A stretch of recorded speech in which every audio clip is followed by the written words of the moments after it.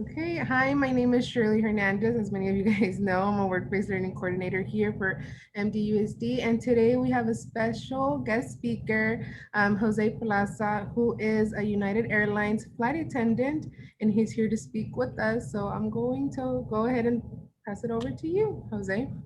Hello, good morning, everyone. Thank you for joining and thank you for the invite. I'm honored to be here. I don't know what you guys want to know. I'm originally from Puerto Rico, born and raised, moved to the United States when I was 19, worked for Disney World for a few years, and then I decided that I wanted to travel, and I didn't know how to do that. I toured with Sesame Street Live for about a year and did a West Coast tour. So went to California and a bunch of other states. And then I decided to pursue becoming a flight attendant. And in 2012, United Airlines hired me, and I've been there since. It's been a great experience. I am very thankful. I have seen so many things that I never thought that I would see. You know, coming from where I come from, uh, worked very hard to get where I'm at today. So I'm very proud of myself. Uh, since you guys are all chefs, we do deal with food in the plane. Uh, Mostly, all we do is heat it up and serve it. But we do have a sheet, and we also have a link, which is basically it's an iPhone that tell us specifications when people have allergies, if they kosher meals, if they're vegetarian, if they don't want to eat, if they want to eat. We use have the count of how many chickens and how many fish do we have. We have to go in and count just to make sure that we have the right amount. Take orders and try to accommodate everyone. Uh, we also have the it depends on which aircraft. If you were one of the older aircraft, you just basically put it in 20 minutes and serve it to the best of your ability. We try to put it nicely. We put the vegetables on the side and the potato, make it look nice for the people in first class. But we also have chef's tips. So there's specific food that cook specific times, and they also have pictures and for us to follow and how to present it, how the chef intended. And most international routes, we do that, and we get checked. We get randomly checked just to make sure that we are keeping policies and that we're doing what we're supposed to be doing. I can tell you the first time I worked first class, I did not heat up. I put all the meals, I counted. I was like, I got this, I got this. When it was time to serve the meals, I serve them, present them, and I get a ding and I go check, oh, is everything all right? The food is cold and I have forgotten to turn the oven on. I totally did. But they knew that we were new and everybody was, nice about it. So the service took longer than it should have, but we managed. And yeah, I don't know what else to tell you. Let me see. I do love my job and I miss it. I know that everyone, Zoom is happening because of the pandemic, how it has taken over the world. I was furloughed in October, but I'm going back to work in February 1st. On February 1st, I'll be reporting back to work. So I'm kind of happy. I'm really happy, excited to go back.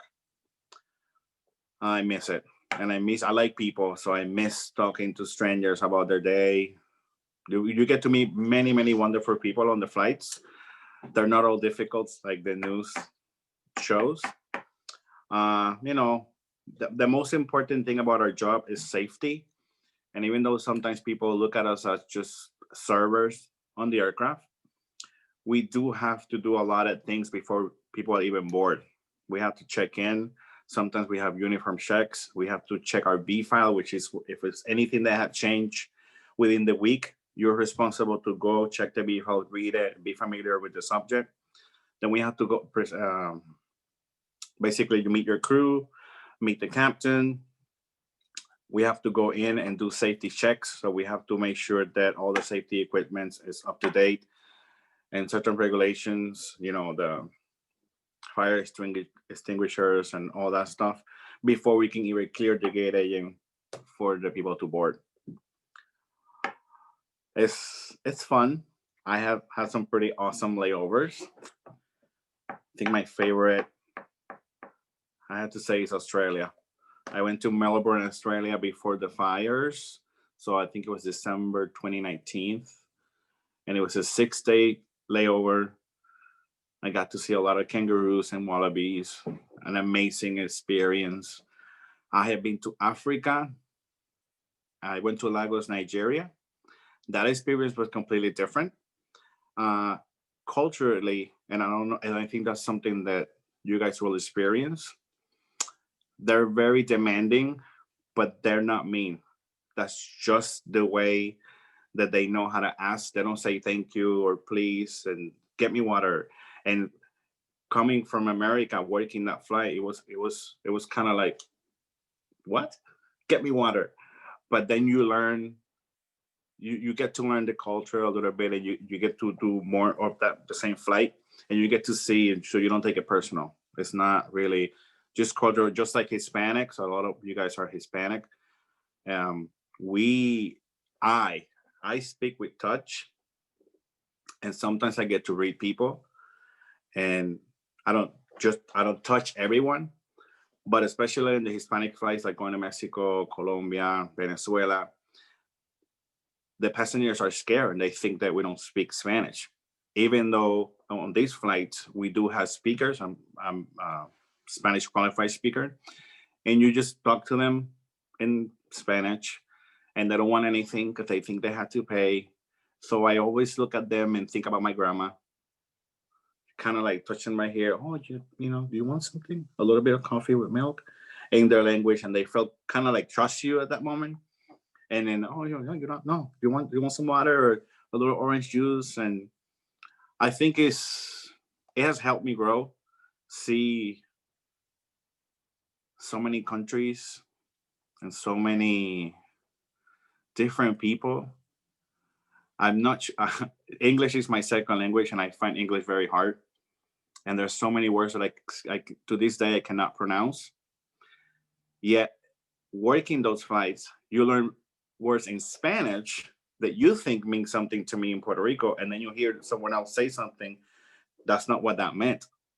And I have thankfully not offended anyone, but I have said some words in certain routes that are not what I thought it meant. It's not what you meant for them.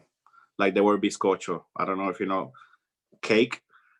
Bizcocho para nosotros en Puerto Rico, bizcocho is cake.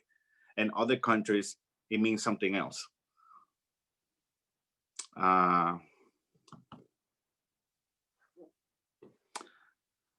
We have to go to every year. We have to get requalified on the aircrafts.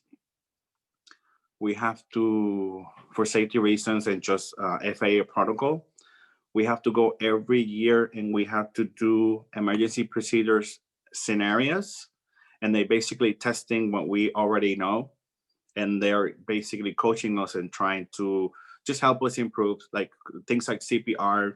What would happen? We have like fake airplanes, and our classmates are passengers, and they plan a scenario like turbulence, and they tell you what is happening, and you have to verbalize what you will be doing, and then they grade you at the end. You did this right, and this is what we're supposed to be doing. And then they ask you questions kind of for you to realize what you did wrong, if you did something wrong, or how could you improve. Safety is the number one priority. I'm sorry, you guys can hear that phone. I apologize. Safety is the number one priority. We have, depends on the aircraft, how many flight attendants you have. And a 737, you can have the minimum crew of 3. And then the 787, you can have up to 12 flight attendants working the same flight. So, you have to coordinate the meals, because you have a galley on the front, you have a galley in the middle, and you have a galley in the back. And we only have 12 chickens. And maybe 8 of them in the first cabin, 1 chicken, and 10 of them, 1 chicken. So then you have to go by status, working the cabin from the front to the back. That can get a little tedious. because people want what they want. They pay a lot of money to travel, but the people that travel often know most likely they're not gonna have my meal if I'm sitting on row 18, as if I was on row 1. So they're very lenient. I have not had any major issues with any people. Mostly just keep throwing up with turbulence. That's thankfully that's has been my only experience. Little kids get sick and they just throw up, and difficult people you just kind of smile at them. At least it works for me. Smile at them, offer them something to drink. Try to move things. If there's a baby that's crying too loud, give them headphones or try to move their seat if the flight is not full. Things like that.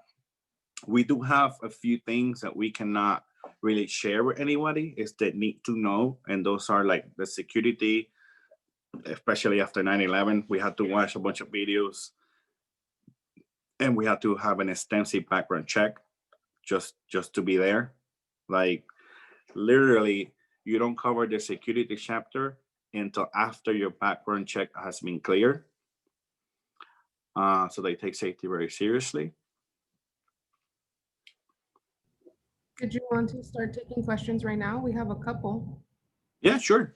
Okay, we can do that. So, the first one is, how would I get a job as a flight attendant?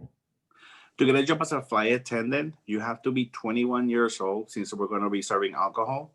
And in a lot of countries, you have to be 20. In a lot of countries, you can be 18. And others, you have to be 21. So in the United States, you have to be 21. All you need is a high school diploma, really. Once they're hiring, you apply online. Uh, if you want to be a flight attendant, you're looking for in-flight, and you apply, and then you just wait. The interview process is pretty simple. Be nice and talk about safety, and they would just want to see what kind of person you are. Do I want to work with this person? Do I want to have a layover with this person? That's what they looked at. Can he work by himself? Can he work in a team? Training is basically 5 weeks, and then you get assigned a base. So just say yes to everything. Yes, you can relocate. Yes, I can work in Chicago. Yes, I can travel that flight. And then you kind of get the groove and you learn a little bit more about it. Nice. Okay, how long? Well, you already answered that. 5 weeks to become a flight attendant, right? Or how long Yeah, and is the whole process? it depends on the company. A lot of companies have. When I started, I did 4 weeks, then they extended it to 6. And some companies you don't get paid while you're in training, but you do get per diem. So they will provide a hotel, and basically you get up in the morning, go take the bus, and go to your class. They do check for the girls. They check their hair. There's always slick back and like away from the face. They check your nails, which is I think it's good. I didn't really take care of my nails before, and they're always like this. They check that you have a wristwatch. The girls they have to have pantyhose. Makeup cannot be, too crazy. What else? Yeah, 5 to 6 weeks. It's fun. Training is fun. It's a lot of information at the beginning, and you get so stressed out because when you go, you don't know anything about aircraft, and now you're learning all of these. But the way they make the training, they want you to pass. They hire you because they like you. They don't want you to fail. They give you a lot of tools to make it smooth, and hopefully, yeah. I think my class was 51 people, and 49 of us graduated. This was back in 2012. Do you want to talk a little bit about what does a day in the life of a flight attendant look like? Well, depends on the flight, or it depends on the base. Let's talk about San Francisco, which is my base. I basically get up in the morning. I always give myself an hour, even though I was telling Kevin last night, I'm doing my hair. Not really. But I give myself some time. I don't want to be late. You never know what you're gonna see in the street. The airport security, even though we have access to an employee entrance, sometimes there's a lot of employees coming in at the same time, and you can get randomly selected for extra, I guess, extra check. And so I give myself an hour always. It doesn't matter if it's like a 2 hour flight or 10-hour flight. I like to be there early and relax, get to meet the crew. So you go to the crew room, you check in, then you go upstairs to your gate, and sometimes the crew is there. So if the crew is there, we can do the crew briefing all together outside of the aircraft. If the captain is not there, then we can do the briefing inside of the aircraft.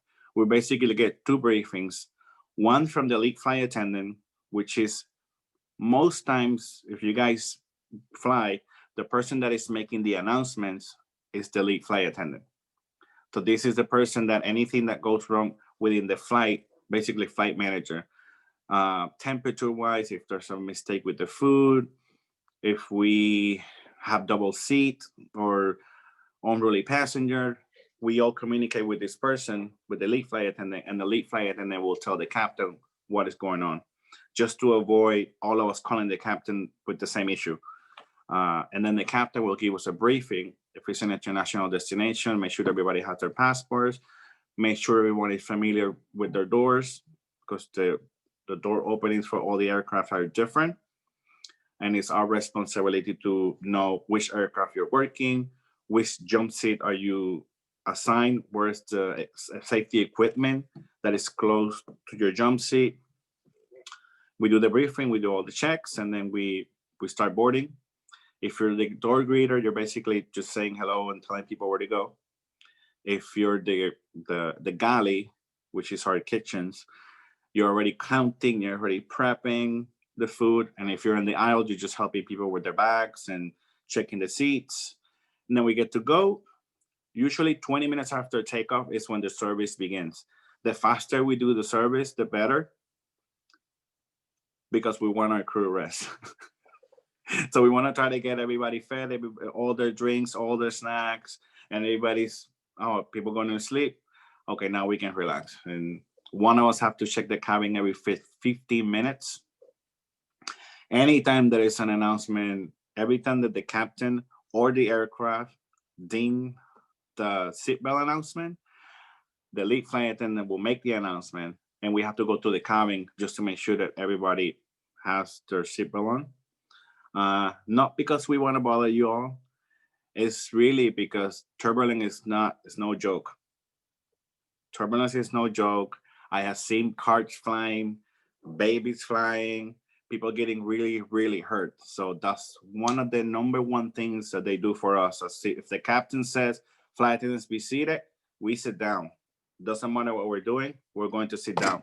If the captain says, flight attendant be seated immediately, you sit down wherever you are. There's no time to get to the jump seat. There's no time to get to a passenger seat. Wherever you are, stop what you're doing and hold. Okay, and it can get bad. Then once we get to the destination, it depends on the route. Sometimes we do more than one service. So if it's a short flight, we might do like one card or two. If it's international, they have either lunch or dinner.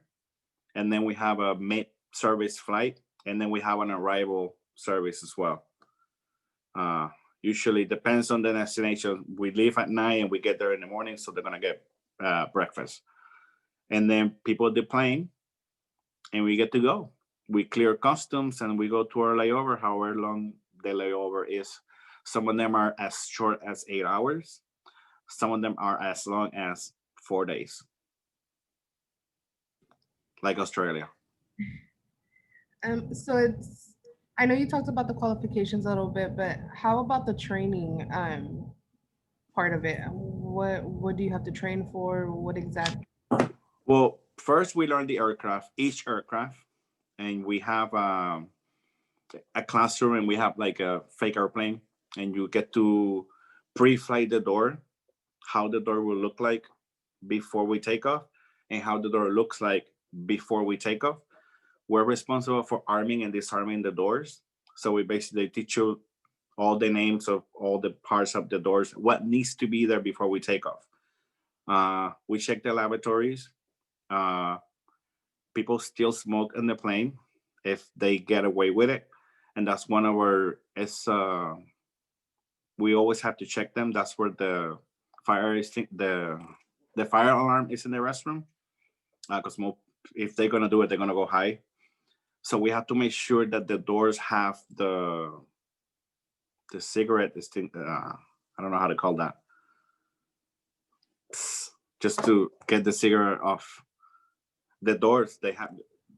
Each aircraft door has a cigarette extinguisher, not an extinguisher. It's almost like I don't know that word. Okay, moving on.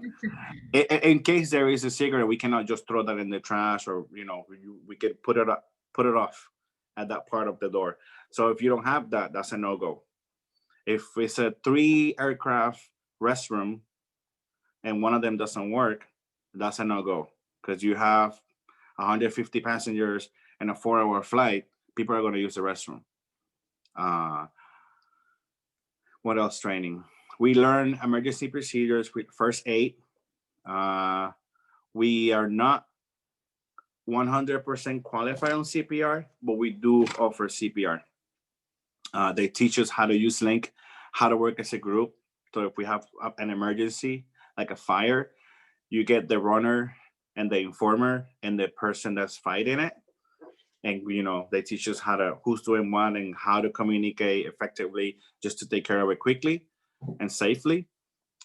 How to use the safety equipment, like the AED. There's certain things that we can do. There's certain things that we cannot use. So we can call for medical professionals. If they have credentials, we can release this equipment to them for them to use. But mostly, you also have to go to extensive background check. ¿Cómo se dice prueba de droga? Drug test. Drug test. They put you to lift 75 pounds just to make sure that you can carry it from here to there, because we're supposed to help people with their luggage, and some luggage can be very, very heavy.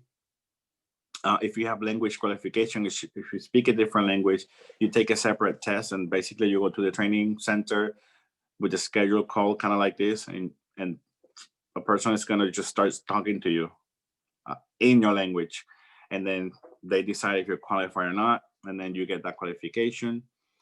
What else? We learn about the most important day is ditching and evacuation, because at the end of the day, that's what we're there for safety, and they have to see that we can react quickly and safely to whatever scenario. So we had this big plane that moves, and if you like to represent the fire, you can get a fire in the galley.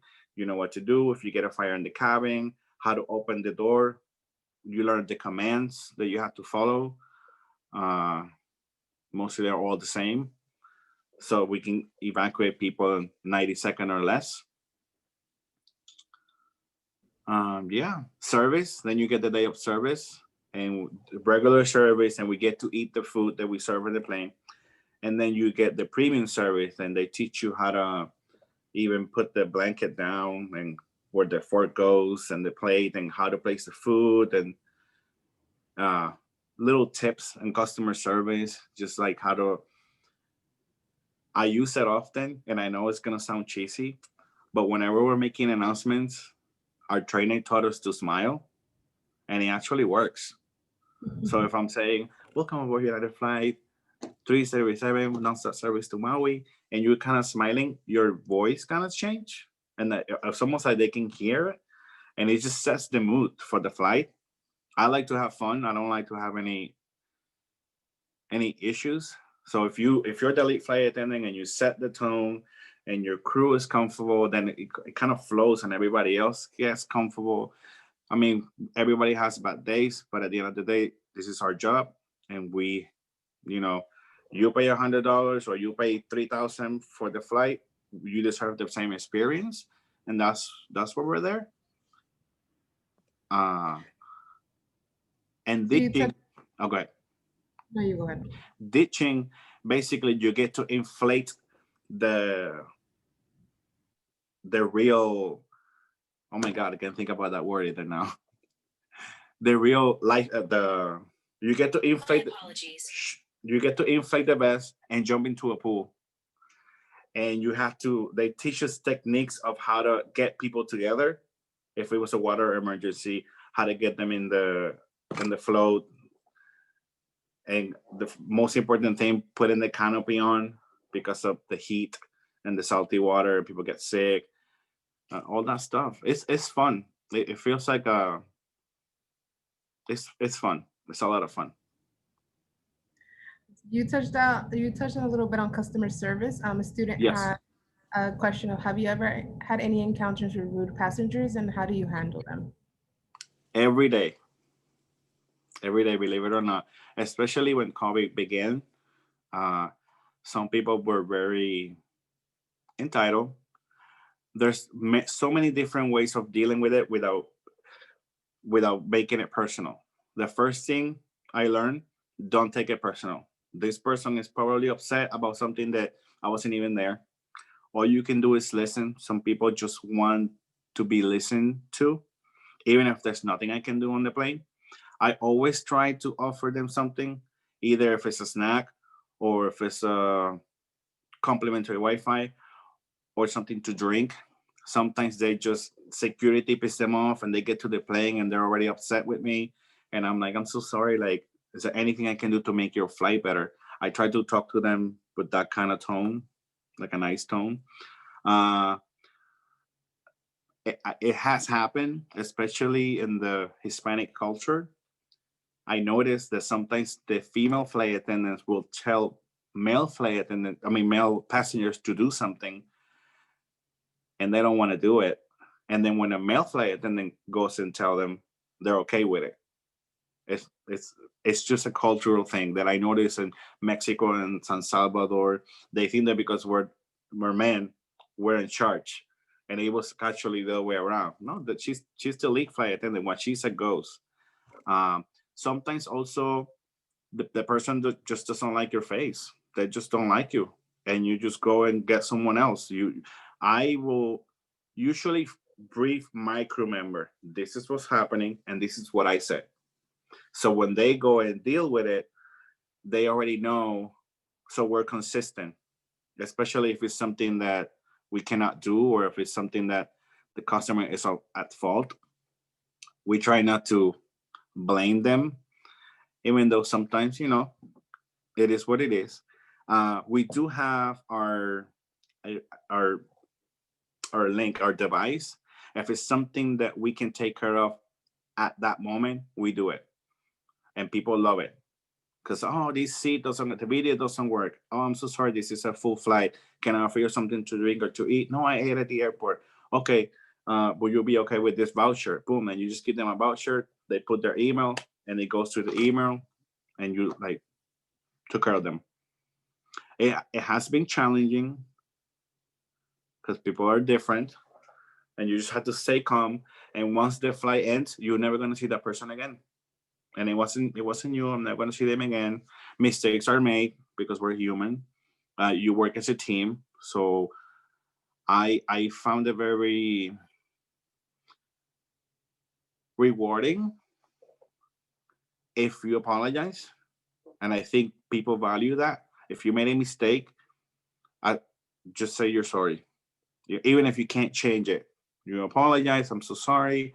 I'm gonna let the flight manager take care of you, and that goes a long way too. I think people forget that smiles are contagious, and kind words are also in your everyday life. You should say thank you, please. Just smile at strangers, and I guess that's what I do on the plane. So I miss it. I miss it a lot. But yeah, there are difficult people out there. Understand. What's your approximate salary and what kind of perks comes along with being a flight attendant? Let's talk about the perks first. I get to fly wherever I want. for free within the United States. If it's an international destination, you have to pay the taxes of the country. The taxes sometimes are $30, $40. The most expensive one is London, and it's $170. But you can go basically on Polaris business to London. That's one part. Second, my parents, both of my parents, get to fly free as well for as long as I'm employed. They can fly. And then once a year, I get an enrolled friend. So I can get one of my friends enrolled for the year, and they can also travel. The health benefits are really good. We got Blue Cross Blue Shield. So you get insurance, you get 401k. Yeah, I think traveling is the best. Like if you had the time off and you want to go somewhere that you never been, just hop on a flight and go. Another benefit, if you're a flight attendant, you have what is called the Star Alliance, and many airlines are in it. So if I wanted to go from San Francisco to Maui and all the flights with United were full, you can get on Southwest. You could get on American because of this contract that we have, and you just listen. So there's no excuse. Whoever doesn't travel, they just don't want to. And the salary, when I started at $20 an hour. Currently, I'm at $50 an hour. It sounds like a lot, but we get paid per flight. So if I'm working a 5-hour flight, that's 5-hour pay, plus per diem, plus if you're the lead or the speaker, you get extra pay. So the pay is quite good after the 5th year forward. So I always say if you want to do it, make sure you have some savings, that you don't have a dog, that you don't have any serious responsibilities, and then just go for it. There's no age limit, gender, height, body shape. Like anyone can do it. So most of these students, I myself got this from this class with Chef Kevin. Do you have a food handler's card? A food handler's card? No. No. Okay. So it's not needed to be a flight attendant because you're working with food. We have to. No. Okay. No, not as a flight attendant. No, because basically what we do, we heat it up and we serve it. We're not preparing it. They actually, Chelsea is the company that prepares the meals, and they have tours. So if we wanted to see how they prepare it and how they cook, we can sign up for the tours, and I seen one in San Francisco. And also whenever we have, every year when we do requalifications, if there's new food that's coming, they do events at the airport for us to try the food and to kind of like vote to see what we like it when we don't like. It's good, but no specific qualifications to be a flight attendant. High school diploma, pass the interview, pass training, and then you just start flying. You learn as you go. If I'm thinking about you guys as chef, you go into someone's kitchen that you don't know, which is what we did in the plane, and I just open everything and look. Okay, this cups are here. This is here. This is here, because the training is there, and you just kind of make it your own. The cups are here, so now I know this is somebody asking for a drink. It's gonna be here, and the drinks are here. Some flight attendants take tape when they're new. They take tape and they put it on the galley, and they tag things, because the kitchen is so big and there's so many different things in there. So it's easier for them until you get used to it. You just tag what's where, just make it work for you. Nice. So how do you handle jet lag during international flights? Sleeping pills. I carry sleeping pills with me, but I also learn, when you're sleepy, you're sleepy. So if I got to France, like I went to Paris, and I think we landed around 5 p.m. and I never been to Paris, and our hotel is very close to the Eiffel Tower. Like I could see it from my window, but I was so tired. I said, I need to sleep, because if not, I'm gonna be so tired tomorrow. So I took like a 4-hour nap, went outside, took a picture, ate a croissant across the street, And then I was like, you know what? I'm good. I'm in France. I don't have a lot of time to explore, but it's beautiful and I love it. I'll be back. And then I'll just go back to the hotel and sleep. Now, if the layover is long, I might stay up all night and like go see and go eat and go to, I love to immerse myself in their culture, especially in South America with all the spices and the food. And I don't want to go eat at McDonald's. I want to go eat at that lady that's rolling some tacos in there. Let's go there. And like I like to get myself in there.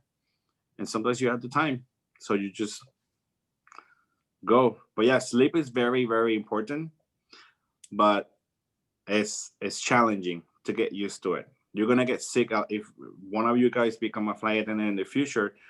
The first few months you get sick a lot until your body starts getting used to the altitude, and you go up and you go down, you go up, because you could do up to 4 flights a day if they're short. I lost your audio, I think. Anyway, so yeah. Can you hear me? Yeah. Okay. How can students prepare for a career in the airline industry while they are still in high school? How would you prepare? I would say customer service. Just be, well, you do your research. Depends where you want to live and where you want to fly. Because there's different airlines or there are different bases. There's some airlines that fly international. There's some airlines that don't.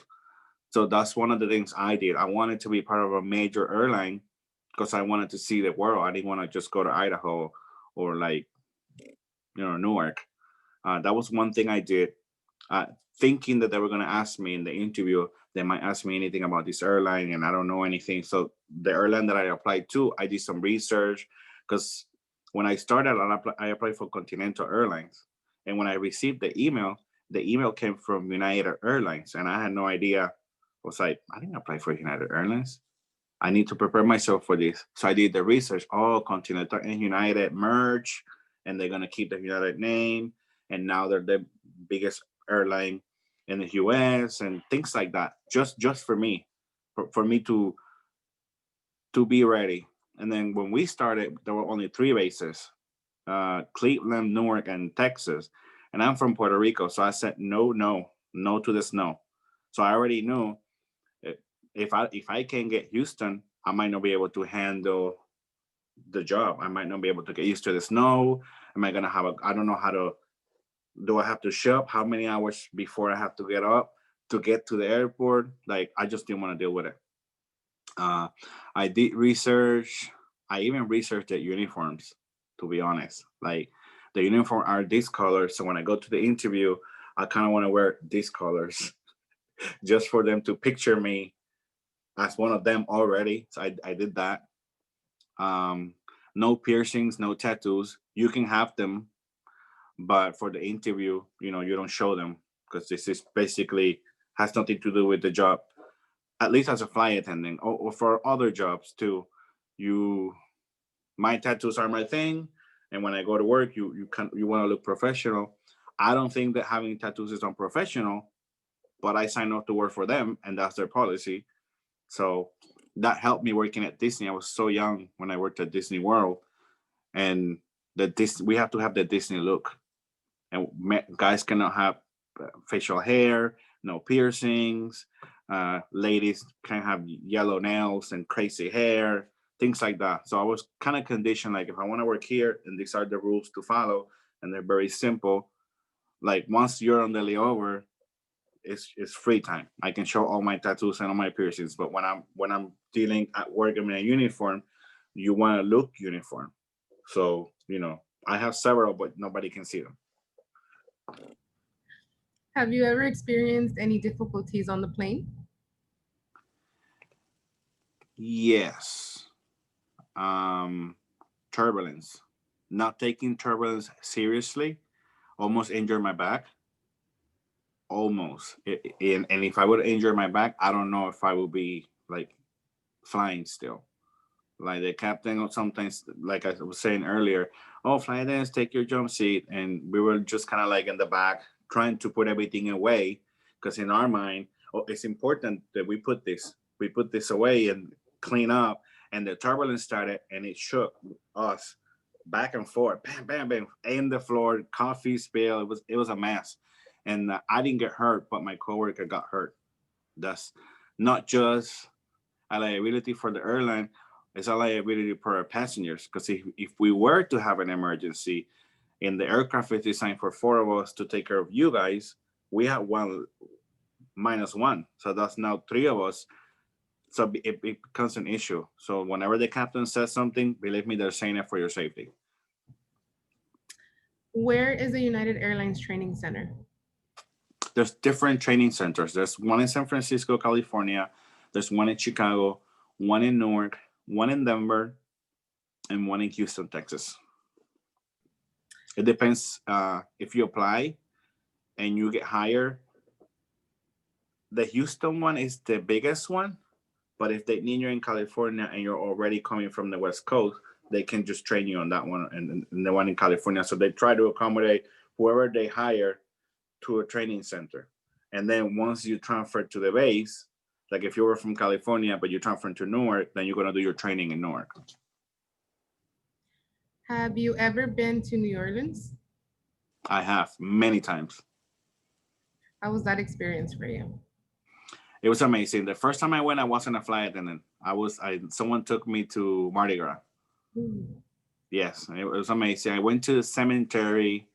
I can't remember the name right now, but I know that they film a lot of series in that cemetery. Vampire Diaries, the originals, a lot of witchcraft shows they use that cemetery. It's famous for it. I can't think about the name right now. I went. It's beautiful, and it's different because of the bodies are not underground, so the tombs are above ground, and so it just looks different. It was pretty cool. The food was amazing. I'm a foodie. I love to try new things. So I'm not as I don't love spicy food, but I needed to try some Cajun. I like the jambalaya. I love it. Where is the coolest or the most exciting place you've ever gotten to fly to? Besides Australia, I love Colombia. Colombia was amazing. The people were amazing. The experience at the airport, the city per se, I think it's the most comfortable that I felt. You know what? I'm gonna go out here, and I kind of immersed myself on that culture, and I ate so much food, baby beef, and like, oh, the food is so good down there. That meat is different. Like I think that it's a little less processed. So we had steak, and it was just so juicy and rich. Uh, I have and I've been to Bogota, to Cartagena, and to Medellin, and we only fly to Bogota. But I actually took the time to explore Colombia. Ooh, that's Yeah, nice. yeah. I did have a scare, and this was my bad because I'm from Puerto Rico, and we have the rainforest, and the rainforest is accessible. We always go to the rainforest. So when we went to Costa Rica, I said, "Oh, let's go to the rainforest. It's the same. It's fun." It was not the same. The weather was not the same, and Costa Rica has a lot of scorpions. So I tend to just sit on the floor and just take nature. And the tour guide was like, "You guys cannot sit on the floor." And I was like, "Why?" Because there's scorpions in here and they're big. And we stood up and just walked a little forward. Boom, scorpion, this big. So yeah, I was like, "Oh, I forgot that this is not Puerto Rico. I should be more careful." And then I started thinking about the spiders that they had. So yeah, yeah. A student asked, how long have you been a flight attendant? And then any career opportunities or other jobs you could do? Yes, I've been with the United Airlines 8 years now. 8 years, and there are a lot of different areas as a flight attendant that you could move forward to. You can become a supervisor, so you can supervise other flight attendants. You can become an instructor, so you new flight attendants that are coming in, you do initial training with them. You can become an instructor for the continued qualification. So basically, you are at the training centers reviewing and re-emphasizing what the things that are important and how to use the equipment. And remember, you have to turn it out like this and hold it like that.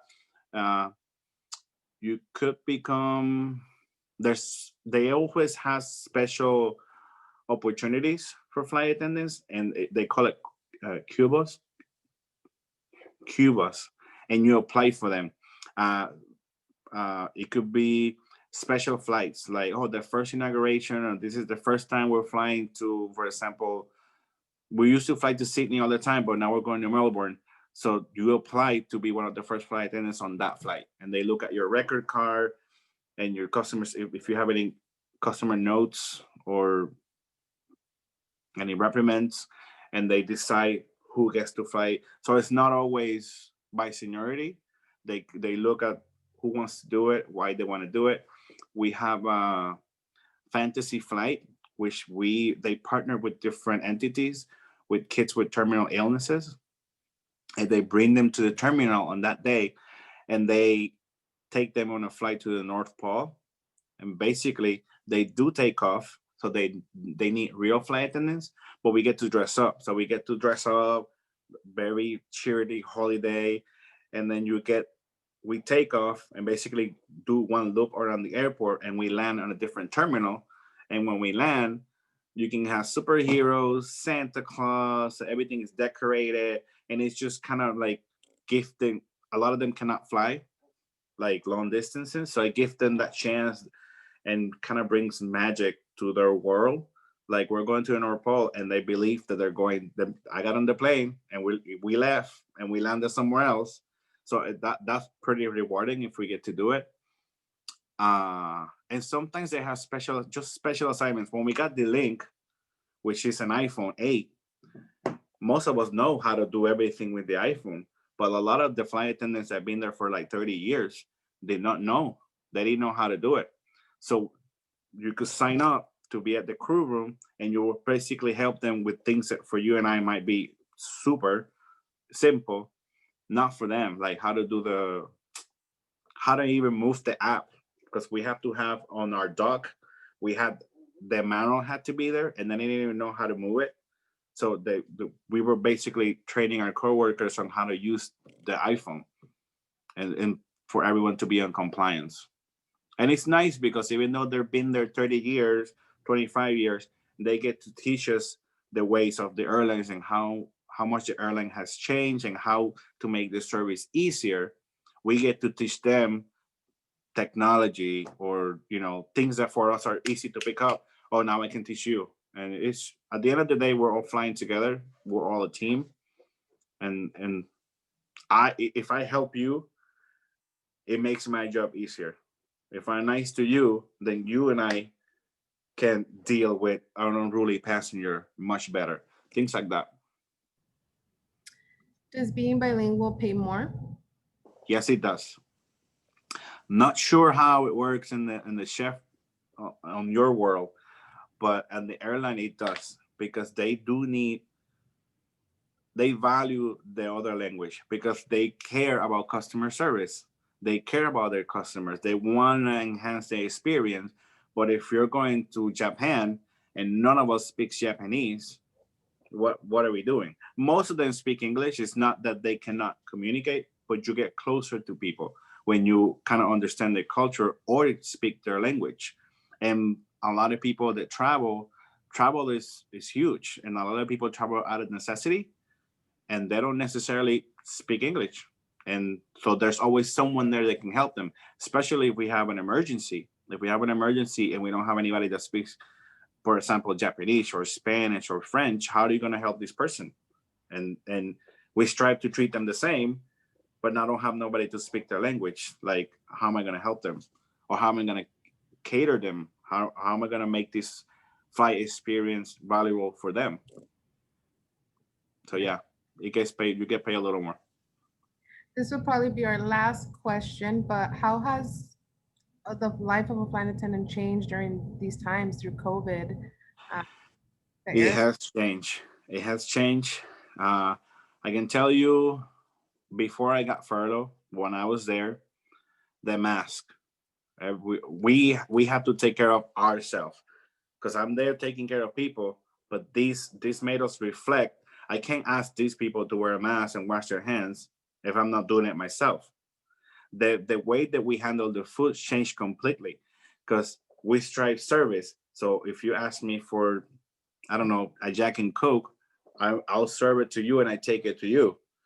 That's not the case anymore. We have to give the whole can to the person, the cup with ice, and whatever they want, you give it once. So before, uh, when there's the dinner, we come out with white and red wine because I have this little cups. If they want some wine, they taught us how to like serve it with one hand and kind of roll the bottle so to avoid the spills. That I've never done that before. I can do it now, and that's something that changed. Well, wait a minute. What if this person is sick, bottle to bottle, and like so? They have taken into consideration so many things for the passengers and for us.